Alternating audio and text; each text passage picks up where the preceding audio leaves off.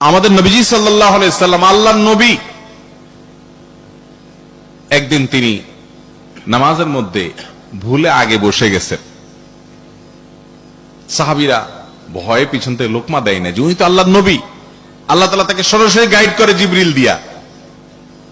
তাহলে 4 রাকাতের জায়গায় তিনি 3 রাকাতে বসে গেছেন, নিশ্চয়ই আল্লাহ তাআলার কোন নতুন বিধান হয়তো আসছে।